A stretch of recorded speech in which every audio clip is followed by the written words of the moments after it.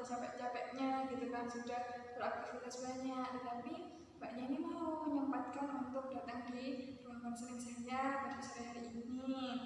Nah, sebelumnya gimana mbaknya, apakah sudah nyaman duduknya? Oke, alhamdulillah. Nah, di sini saya punya minum mbak, kalau misalkan mbaknya haus boleh banget diminum, saya tetap sini ya. Nah, saya pengen kenalan dulu nih dengan mbaknya. Saya perkenalkan diri terlebih dahulu ya. Perkenalkan, nama saya Taqiatul Aziza. Mbaknya boleh panggil saya Ziza atau Aziza, boleh banget. Kalau boleh tahu ini mbaknya dengan siapa namanya? Almira. Oke, Mbak Almira. Di sini sebelumnya saya ingin menjelaskan terkait profil konselor saya gitu ya. Di sini saya adalah seorang konselor yang insya Allah sudah profesional, di mana saya sudah mendapatkan lisensi untuk melakukan konseling, dan saya punya tanggung jawab, punya amanah untuk menjaga rahasia apapun yang disampaikan oleh konseling. Jadi Mbak Almira nggak perlu takut, nggak perlu ragu kalau misalkan ada pembicaraan kita yang bocor atau tidak terjaga gitu rahasianya. Dan di sini saya pengen banget kita sama-sama terbuka, karena kalau misalkan Mbak Almira terbuka, saya terbuka, jadi kita bisa bangun bonding yang enak gitu ya. Terus kita bisa menyelesaikan, kita bisa sharing masalah kita dengan sampai tuntas. Nah, sebelumnya saya mohon izin kepada Mbak Almira, di sini saya bawa catatan kecil gitu untuk membantu konseling saya gitu kan, karena untuk apa-apa. Saya mohon izin ya, apakah mengganggu? Tidak. Terima kasih sebelumnya. Nah, saya ingin tanya nih, gimana kabarnya Mbak Almira pada sore hari ini? Baik, alhamdulillah. Apa sudah makan? Sudah. Alhamdulillah. Kalau boleh tahu tadi makan apa? Makan mie instan. Oh, makan mie instan sama nasi. Mie instan lauk nasi atau nasi lauk instan? Bisa seperti itu. Bisa seperti itu, iya. Saya juga suka mie instan gitu ya, apalagi di tengah-tengah kebosanan makan lauk apa gitu kan, atau kayak lagi hemat gitu, jadinya pengen mie instan. Nah, selain itu saya pengen nanya nih, Mbak Almira dari mana asalnya? Asal mana? Sragen, Jawa Tengah. Sragen, Jawa Tengah. Wah, jauh ya. Sekarang kan kita lagi di Surabaya ya. Terus kesibukannya di sini? Kuliah sebagai mahasiswa prodi psikologi S1 ya. Kalau boleh tahu semester berapa nih? Semester 2 naik 3. Semester 2 naik 3 kayak kelas ya. Oke, semester 2 naik 3 karena ini kebetulan lagi akhir semester gitu ya, mau UAS. Oke. Nah, Mbak Almira, sebelumnya saya pengen berkomitmen nih, kita sama-sama berkomitmen ya dengan Mbak Almira. Tujuan kita konseling kali ini gitu kan, kita sama-sama pengen memperbaiki diri kita sama-sama pengen menyelesaikan masalah yang dihadapi oleh diri kita gitu. Apakah setuju Mbak Almira? Setuju. Oke, jadi kita sama-sama berusaha ya untuk menyelesaikan masalah kita. Nah, untuk durasi konselingnya bagaimana jika kalau 20 menit gitu, apakah cukup? Cukup sekali. Oke, cukup. Jadi semoga kita bisa memaksimalkan durasi konseling 20 menit itu tadi ya ke depannya. Nah, di sini kita bisa banget nih ngobrol-ngobrol apapun terkait keluarga atau masa kecil atau pengalaman-pengalaman seru mungkin kita rasakan, kita bisa bareng-bareng di sini sharing, berbagi cerita gitu. Nah, saya ingin tanya, Mbak Almira ini anak keberapa ya kalau boleh tahu? Keempat. Anak keempat. Dari berapa bersaudara? 4. Oh, berarti Mbak Almira ini anak terakhir ya? Kalau boleh tahu gimana sih rasanya jadi anak terakhir dari 4 bersaudara? Punya kakak 3 ya berarti ya? Gimana tuh rasanya punya kakak 3? Senang nggak? Senang. Oh, berarti kakaknya sangat sayang gitu ya ke Mbak Almira ya? Ya begitulah itu kadang sayang kadang enggak, kadang jahil gitu kan? Seperti itu. Kalau dari orang tuanya Mbak Almira gimana? Apakah baik? Apakah hubungannya baik? Atau sempat ada cekcok atau ada hal yang tidak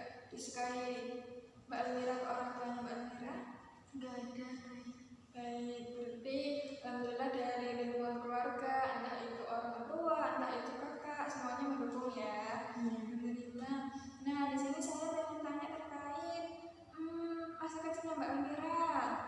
Gimana? Apakah masa kecilnya Mbak Almira menyenangkan? Misalnya dulu pas belum sekolah, ataupun pas sekolah pas TK atau SD, atau ketika lingkungannya di rumah misalkan bersama tetangga, main-main sama tetangga gitu. Gimana perasaannya, keadaannya? Enak, senang, seru. Seru.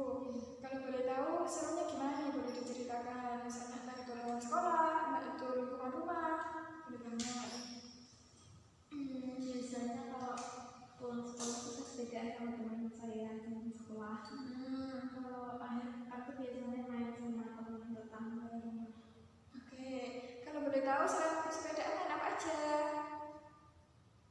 Kalau sama sepedaan sama teman sekolah, kalau sama teman rumah itu ya sepedaan, ke sawah, main petak umpet, main PS, tembak-tembakan gitu.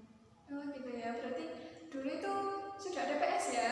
Sudah. Tembak-tembakannya itu digital atau tembak-tembakan buat dari bambu gitu? Tembak-tembakan pakai tembak-tembakan yang tetangga saya punya. Oh, jadi pinjam tembak-tembakannya punya tetangga gitu. Mainan tembak-tembakan gitu ya berarti. Oke, berarti masa kecilnya Mbak Almira ini sungguh menyenangkan ya, dimana penuh kenangan dengan bermain bersama teman sekolah ataupun dengan teman tetangga-tetangga gitu ya. Nah, itu tadi terkait masa yang menyenangkan atau kenangan yang menyenangkan dari apa yang dialami oleh Mbak Almira. Nah, di sini saya pengen tanya, apakah ada dukanya terkait selama ini yang dialami oleh Mbak Almira? Misalnya pernah merasa kayak rendah diri gitu, atau merasa kayak kenapa ya kok tidak bisa semaksimal teman-temanku? Kenapa ya kok aku kayak gini gitu? Pernah nggak merasa? Biasanya saya malu sih kalau presentasi ke depan. Oh gitu, berarti yang dirasakan saat ini tuh Mbak Almira merasa malu gitu ya kalau misalkan maju ke depan.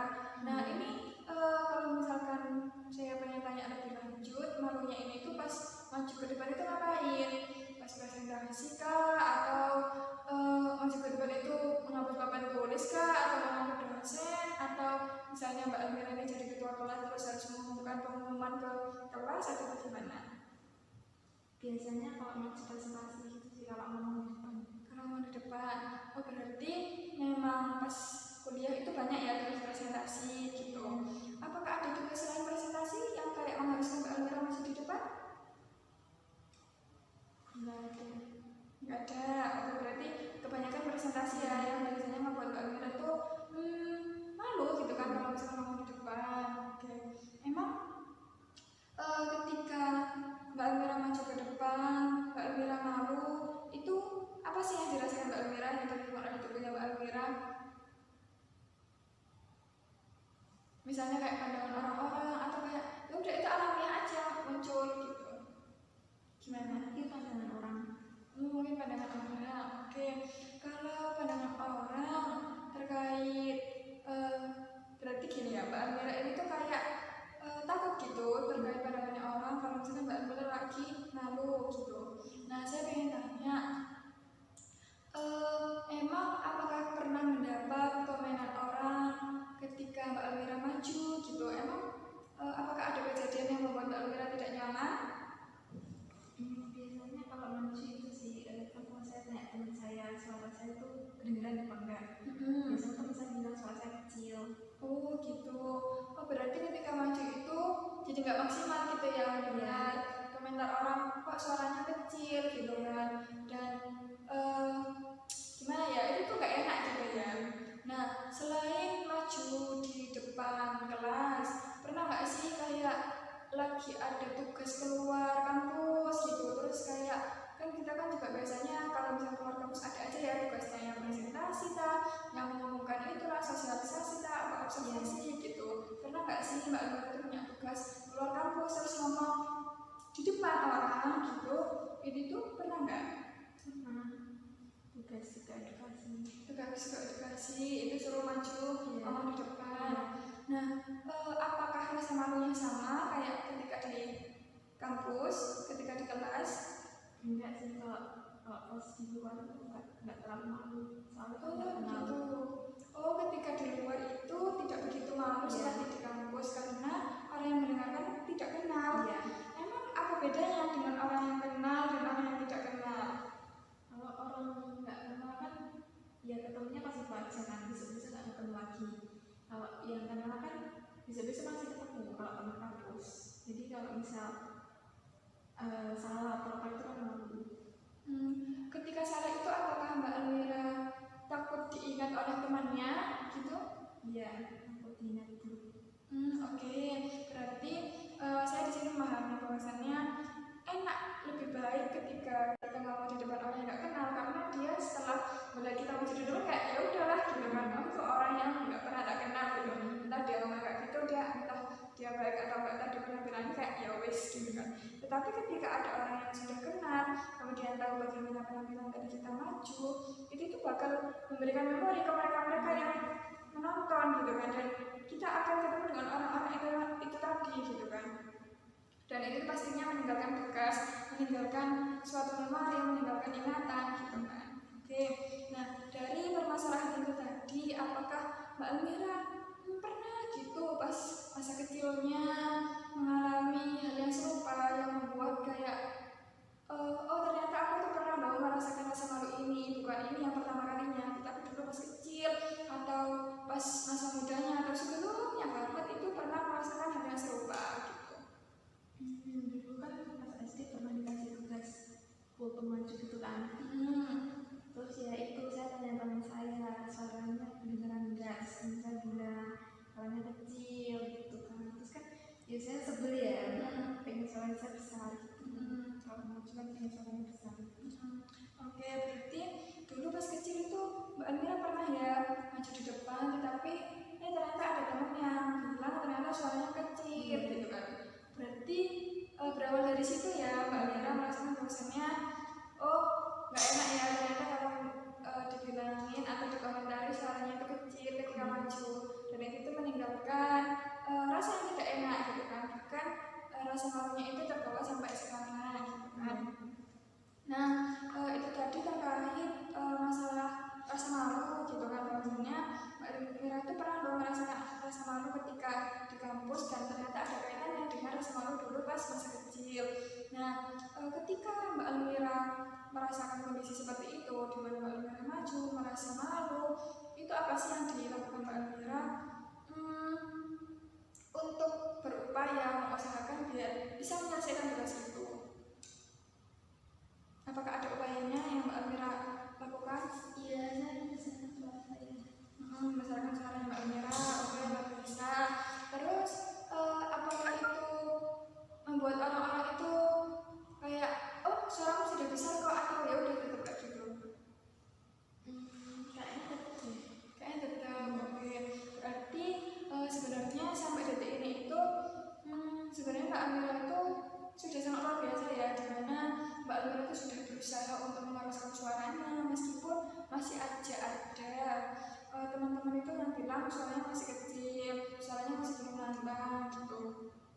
Tetapi dengan Mbak Almira bisa bertahan sampai detik ini gitu kan, menandakan bahwasanya oh Mbak Almira itu bisa bertahan kok, meskipun orang-orang itu mungkin tidak mendukung gitu kan, atau orang-orang itu mungkin tidak mendapatkan ekspektasi yang seharusnya gitu kan, yang seharusnya Mbak Almira lakukan gitu. Nah sebenarnya di sini ini Mbak Almira itu sudah bisa menangani bagaimana sih pandangan orang-orang terhadap Mbak Almira, dan Mbak Almira itu apakah terganggu dengan kata-kata orang-orang itu sampai saat ini, atau kayak ya udahlah aku udah amat gitu? Ada yang terganggu ada enggak gitu. Nah kalau misalkan terganggu itu apakah membuat Mbak Almira itu kepikiran terus sampai mengganggu kehidupan sehari-harinya Mbak Almira?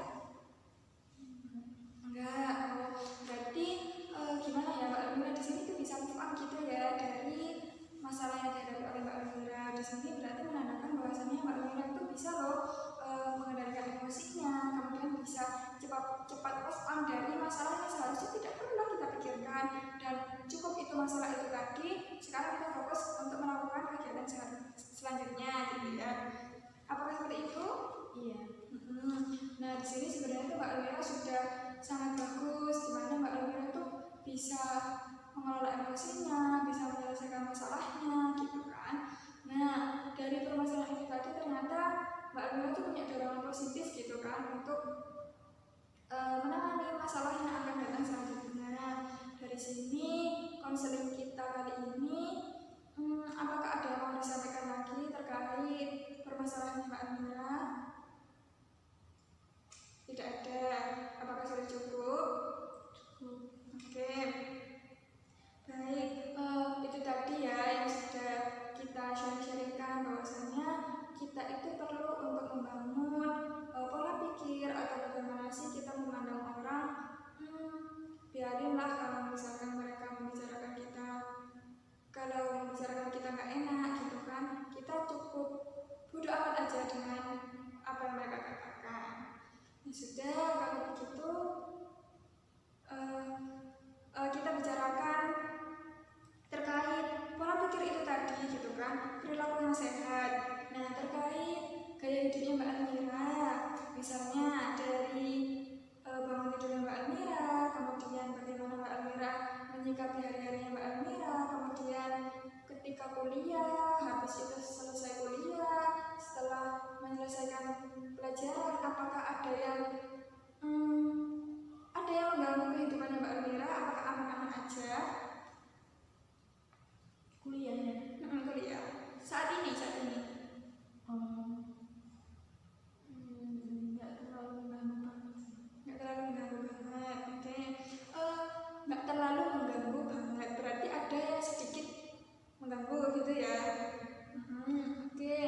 Di sini nggak apa-apa, kita lanjutkan pembicaraan kita. Kalau misalkan Mbak Elmira mau ada yang diceritakan, misalnya ada ternyata tidak hanya di lingkungan kampus yang membuatku tidak nyaman, misalnya di lingkungan kos misalnya, atau di lingkungan organisasi, atau di lingkungan di luar kelas, circle atau bersama dosen gitu. Kalau misalkan Mbak Elmira ada cerita yang mau disampaikan, boleh banget. Apakah ada?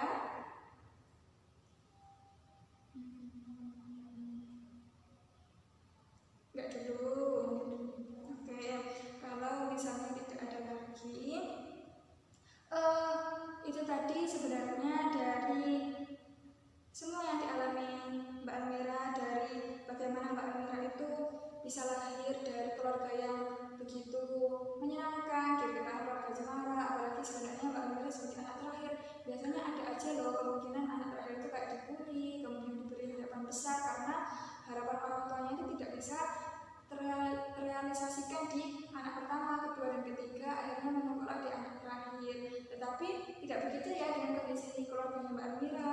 Kemudian kakak-kakaknya Mbak Elmira, orang tuanya Mbak Elmira selalu support, apalagi ketika kenangan masa kecil di mana Mbak Elmira itu punya teman-teman yang baik, entah itu dari teman kelas, teman sekolah, kemudian teman-teman tetangga gitu kan. Tadi Mbak Elmira menceritakan bahwasanya, kalau misalkan sama teman sekolah itu saya tuh sering bersepeda gitu kan. Kalau misalkan sama teman-teman yang tetangga gitu kan, sering banget main-main yang kayak selain bersepeda, meminta umpet, main PS itu tadi ya. Di situ menggambarkan bahwasanya di sini sosialnya Mbak Elmira itu bagus banget gitu.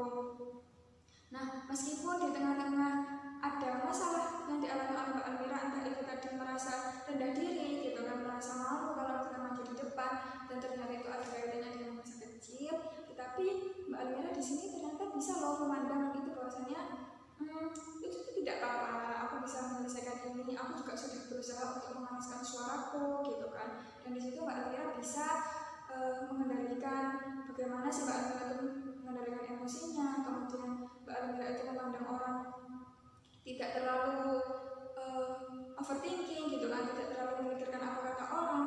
Ya sudah, akhirnya Mbak Elmira ini memiliki pola hidup atau gaya hidup yang baik, dan di situ Mbak Elmira bisa terus mempertahankan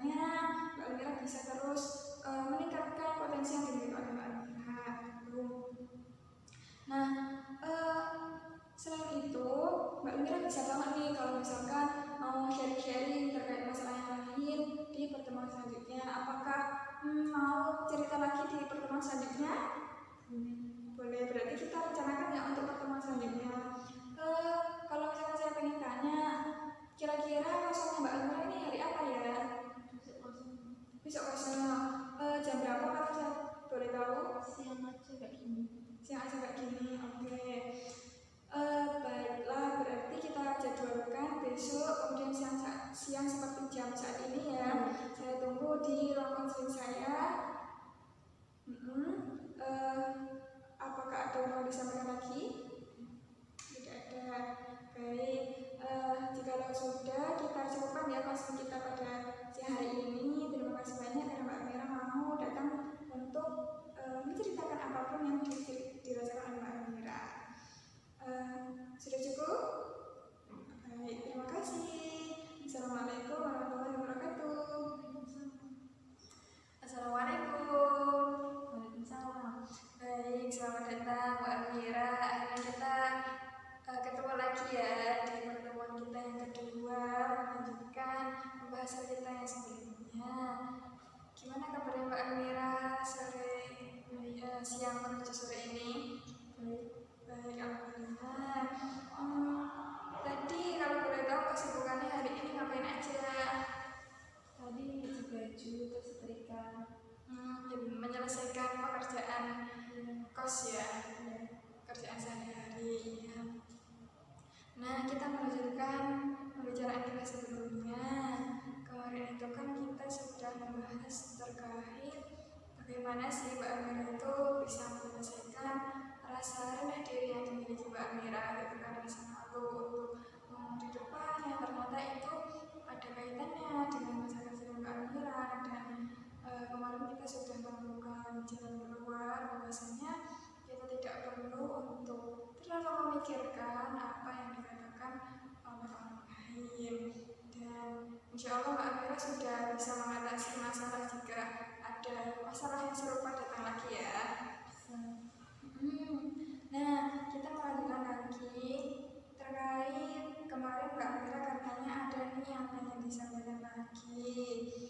Entah itu masalah di luar kampus atau di dalam kampus juga boleh, entah itu di kelas atau di luar kelas, ataupun masalah-masalah seperti kehidupan di kos atau hubungan dengan teman, hubungan dengan circle, atau pernah ada masalah dengan dosen misal, atau urusan atau administrasi terkait organisasi.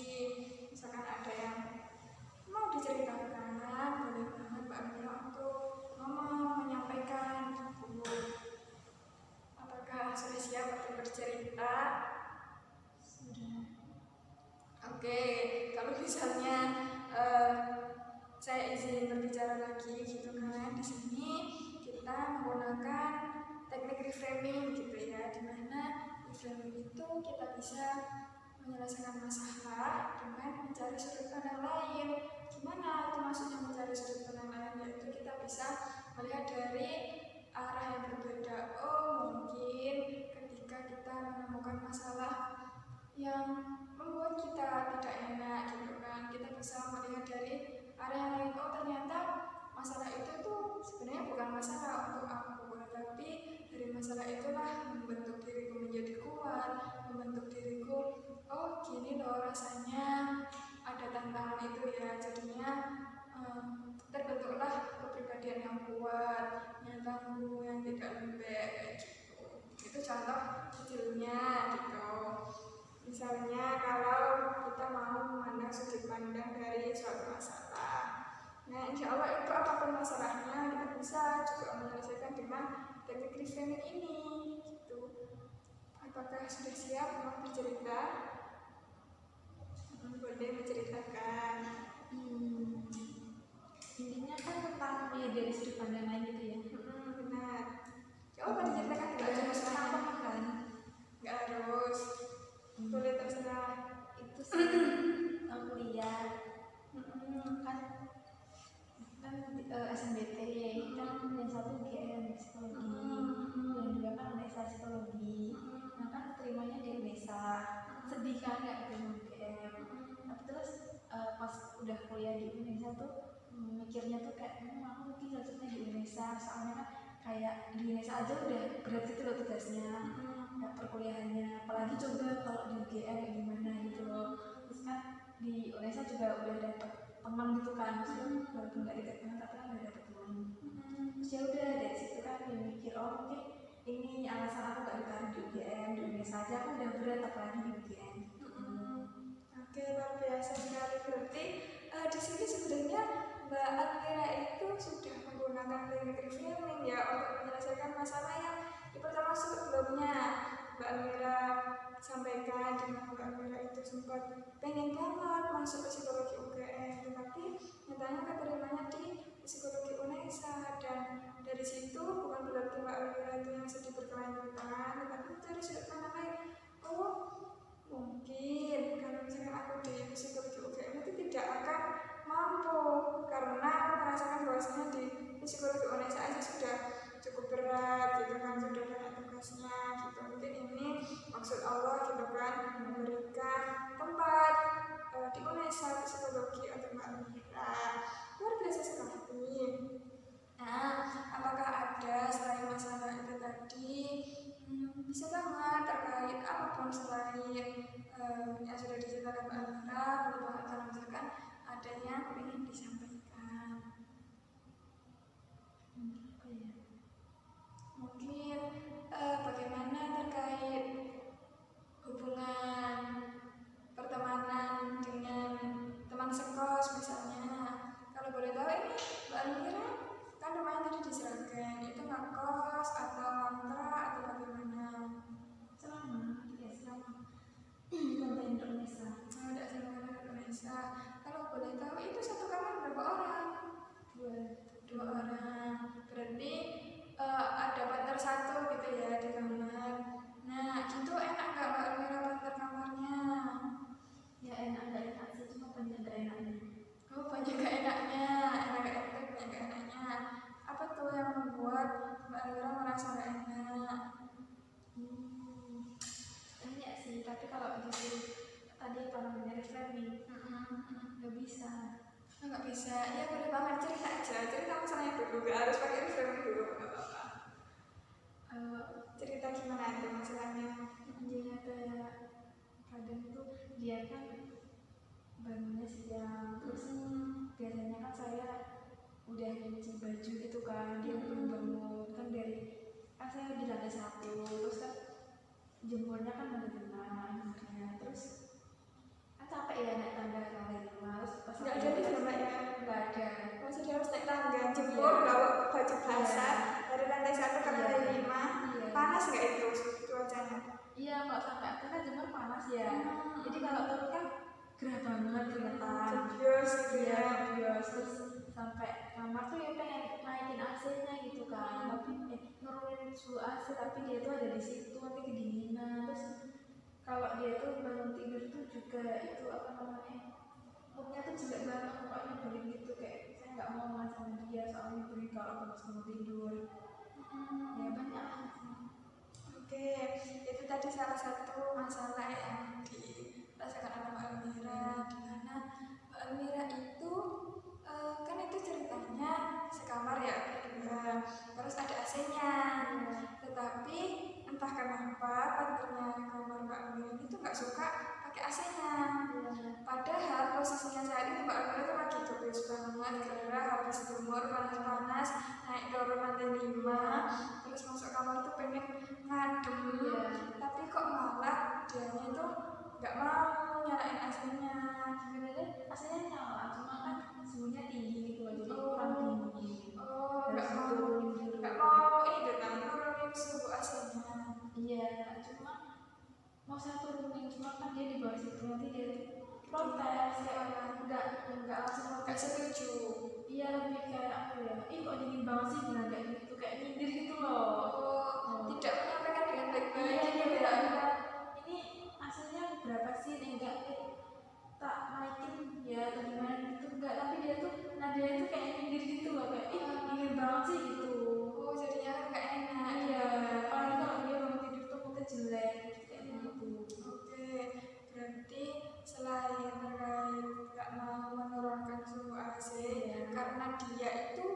nggak maunya itu bukan mengingatkan atau berbicara dengan baik, tapi malah kayak ada yang nyindir Iya. Mbok yuk bicarakan dengan baik-baik Iya. gitu kan lebih enak. Terus ditambah ketika bangun tidur itu moodnya itu nggak enak kan. Iya. Jadi kan kalau misalkan kita melihat orang mukanya nggak mood, mukanya nggak biasa aja lah, setidaknya senyum gitu kan enak ya kalau senyum. Tapi itu ketika kita melihat orang bad mood itu kayak terus jangan di sini mending gitu kan, daripada membuat apa ya ekspresi bad moodnya itu membuat hari-hari kita itu kayak terganggu gitu. Oke, apakah ada cerita lain selain itu tadi? Misalkan kejadian apa gitu? Boleh banget. Kejadian apa ya? Yang ada ya kenangan-kenangan terkait yang Mbak Elvira yang terkait penerkamannya itu yang membuat Mbak Elvira nggak suka. Apakah hanya terkait Asif? Apakah ada yang lain? Ini aku nggak ditanyain. Iya, satu lagi aja nambah, boleh banget. Itu loh, dia itu kan kalau uji itu biasanya kan pinjam itu apa? Kadang tuh pinjam emberku kan dua, dia itu satu.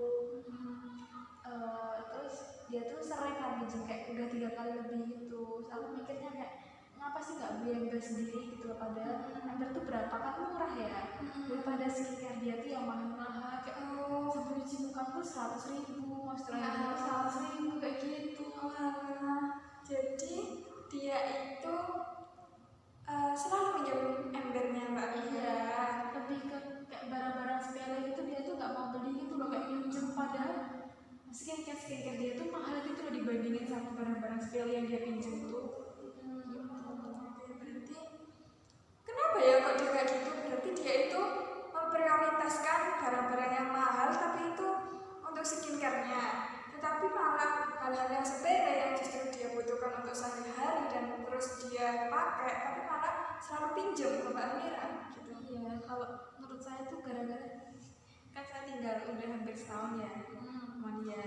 Ya itu sepemahaman saya tuh dia tuh anak itu hemat banget, hematnya tuh yang kayak prinsipnya tuh kalau bisa pinjam kenapa beli gitu loh. Sangat berbeda dengan prinsip saya. Kalau prinsip saya tuh nggak suka pinjam barang orang, nggak suka beli sendiri gitu loh, jadi punya barang sendiri. Kalau dia tuh enggak, prinsip tuh kalau bisa pinjam kenapa beli gitu loh. Selama saya berbulan-bulan tinggal dengan dia tuh pemahaman saya dia tuh begitu. Oke, berarti di sini kita bisa menambah apa ya sudut pandang lain gitu kan, bahwasanya pemahaman dia dan pemahaman kita itu berbeda. Iya. Kan kita itu berprinsip bahwasannya kalau kita membutuhkan barang, membutuhkan keperluan, itu kan enak kalau kan kita punya sendiri, karena kita bisa menggunakan dengan bebas, dengan leluasa. Karena kalau misalnya kita pinjam itu kan barangnya kita butuhkan selalu, jadinya mau pinjam terus, kalau misalkan yang punya lagi pakai terus kita butuh kan nggak enak kan, tabrakan gitu kan jadwalnya. Jadinya lebih baik ya beli lagi aja gitu kan, apalagi hanya sebuah ember. Makanya itu tuh justru lebih murah daripada skincare-nya. Dan justru kebutuhan mencuci itu lebih dibutuhkan daripada skincare gitu. Oke. Nah, itu tadi Mbak Elvira menceritakan terkait bagaimana sih pemahaman dia yang berbeda gitu ya dari pemahaman kita.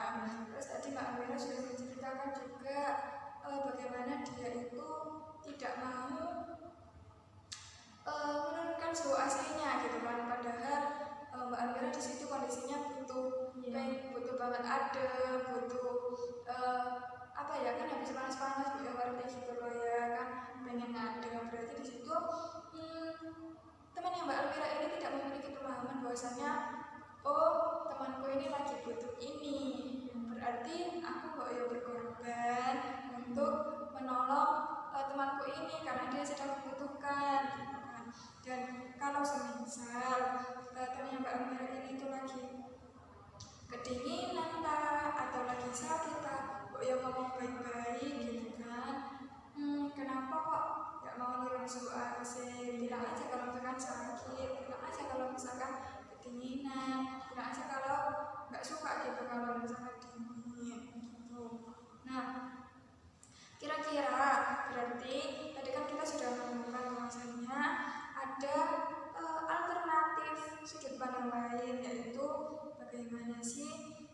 Mbak Almira ini tuh tidak memiliki ilmu yang seperti kita pahami. Kalau boleh tahu kan itu kan terkait kebersihan, kemudian terkait bagaimana sih kita berperilaku ke orang lain gitu. Apa ya yang membuat temannya Mbak Almira tuh kayak tidak memahami ilmu-ilmu keseharian yang justru itu penting gitu. Apa Mbak Almira tahu apa ya faktornya, penyebabnya? Mungkin emang orangnya kayak gitu deh. Karena kayak gitu, bukankah kita juga orangnya kayak gitu? Kayak ya itu pemikiran dia tuh kayak begitu. Kan mungkin kalau misalkan kita mendapat pemahaman bagaimana sih kita bisa membantu orang yang lagi membutuhkan, bagaimana kita bisa menjaga kebersihan gitu kan, menjaga kenyamanan orang, itu kan mungkin sering kita dapatkan dari bukan pelajaran akademik sehari-hari, tapi kan mungkin kita bisa belajar dari pelajaran moral, pelajaran akhlak yang sering kita dapatkan dari justru pelajaran agama. Kalau boleh tahu ini tuh temannya Mbak Almira ini juga belajar agama atau gimana? Atau bukan ke agama? Sebenarnya beda agama sih. Oh gitu. Cuma Tak ulangi ya. Gak apa-apa kita takut ngono. Yuk lanjut. Ini. Kan jadinya lain aja. Tadi Mbak Almira menjelaskan bahwasannya mungkin saja orangnya memang kayak gitu. Tapi setelah kita analisis lagi, kita kan mendapatkan ilmu-ilmu seperti itu. Ilmu-ilmunya sebenarnya cukup sederhana, tetapi penting untuk diamalkan di kehidupan sehari-hari, seperti kebersihan, bagaimana kita bertingkah laku ke orang, membuat orang nyaman, bagaimana kita bisa saling membantu, saling menolong. Itu mungkin tidak kita dapatkan di pelajaran akademik, tetapi sering kita dapatkan di pelajaran terkait moral, terkait bagaimana kita sopan santun, bagaimana kita menyikapi atau berperilaku terhadap orang lain, gitu kan sering kita dapatkan di pelajaran agama.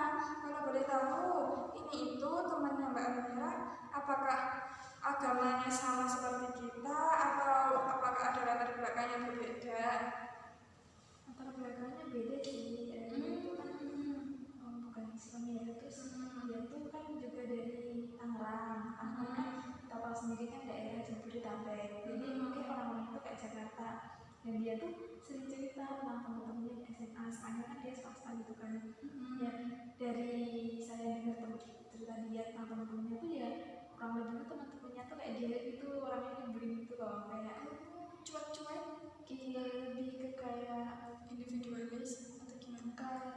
kayak dia itu kalau cerita tuh anak Jakarta tuh orangnya kayak gitu ya, kayak di sinetron gitu loh. Kalau saya dengar cerita dia tuh jadi emang orangnya tuh toksik gitu, makanya dia tuh orangnya kayak gitu, aku mikirnya begitu. Wah, Iya. oh jadi memang selain background agamanya berbeda dengan kita, adalah lingkungan asal dia, yaitu Tangerang. Iya, Tangerang yang deket Jakarta yang kayak sinetron gitu kalau saya dengar cerita dia tuh. Di mana karakter orang-orang di sana itu adalah orang-orang yang ya karakternya tuh tidak seramah orang-orang Jawa, tidak seperti kita ini. Jadinya itu yang menyebabkan itu yang membuat dia itu tidak memahami ilmu-ilmu yang sudah kita dapatkan dari pelajaran agama. Selain itu, lingkungan dia sebelumnya memang kayak gitu. Jadinya mungkin dia terbentuk pemahaman emang kayak gini. Teman-teman yang sebelumnya itu loh malah kayak gini. Memang orangnya ya cukup toksik, ya cukup nakal gitu kan. Dan itu sudah menjadi hal yang lumrah gitu. Jadi dia menganggap bahwasanya itu bukan suatu masalah gitu. Nah, di sini kita mendapatkan sudut pandang baru lagi bahwasanya selain dia memang belum paham terkait ilmu itu, dia bahkan menganggap bahwasanya itu bukan masalah karena dari segi agama tidak diajarkan dan dari segi asal kotanya yang kondisi lingkungannya memang seperti itu.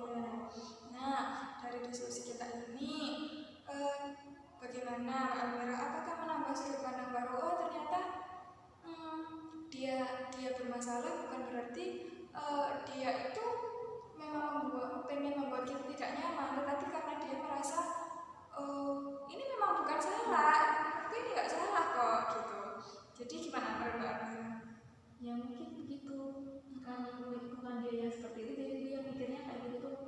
ajar. Hmm. Beda kayak kita kan. Iya. Orang Jawa kan beda ya, lebih sopan gitu kan orangnya. Lebih peduli lagi gitu Iya. kan. Kalau misalkan ada temennya yang oh dia Iya. lagi suntuk ini pakai Iya. kipas gitu kan. Iya, Kipas lebih asli. mikir orang lain. Benar banget. Nah, nanti insya Allah kita sudah menemukan ya pintu keluar gitu kan dari masalah ini. Bahwasanya kita bisa memandang dari pintu yang lain. Temannya Mbak Amira ini memang cukup bermasalah. Kita memandang dari sudut pandang lain bukan berarti kita itu mewajarkan atau kita itu menganggap benar apa yang dia lakukan, bukan seperti itu. Tetapi kita bisa membuat diri kita itu berdamai gitu loh dengan masalah itu tadi. Bahwasanya walah ya usah memang dia nggak paham, walah ya usah memang agamanya lo beda, ya usah memang dia lo dari background tempat yang berbeda, di mana kondisinya itu berbeda dengan kita seperti itu. Dan insya Allah kalau misalkan kita menemui masalah seperti itu lagi, kita bisa ya memandang dari sudut pandang yang berbeda. Mungkin dia salah itu bukan karena dia tidak ingin membuat kita tidak nyaman, tapi karena mereka tuh masih perlu belajar lagi, masih perlu memahami ilmunya. Nah, itu tadi terkait reframing terhadap masalah yang kita hadapi ya. Nah, kedepannya saya pengen nih Mbak Amira, kalau ada masalah-masalah seperti ini lagi, boleh banget menuliskan apa sih perasaan yang dirasakan kalau menemui masalah itu tadi. Entah itu kesel, boleh banget aku hari ini kesel karena dia kayak gini gitu kan. Hari ini aku cukup bahagia karena dia sudah mulai berubah misalnya. Atau kali ini aku cuek aja karena aku sudah capek gitu. Nah, di sini saya berikan pekerjaan rumah gitu kan. Di sini bisa berupa journaling gitu, dimana di sini akan membantu Mbak Amira untuk merefleksikan dan memahami dirinya, bahwasanya oh ternyata aku tuh bisa memahami diriku, ternyata diriku lagi merasa kesal, oh ternyata diriku lagi bahagia, oh ternyata diriku lagi marah. Dan dari situ kita tuh bisa melihat bahwasanya oh ketika aku marah berarti bagaimana sih aku menyikapinya dengan reframing itu tadi gitu ya. Apakah bisa memahami? Bisa. Oke, sepertinya sudah cukup gitu ya konseling kita pada sore hari ini. Apakah sudah cukup atau mau ada yang disampaikan? Sudah, saya cukupkan ya. Baik, terima kasih banyak Mbak Amira. Semoga kita terus bisa menyelesaikan masalah apapun yang datang ke diri kita dan tetap happy dan tetap utamakan kesehatan mental kita ya. Terima kasih karena sudah mau datang di ruangan saya. Wassalamualaikum warahmatullahi wabarakatuh.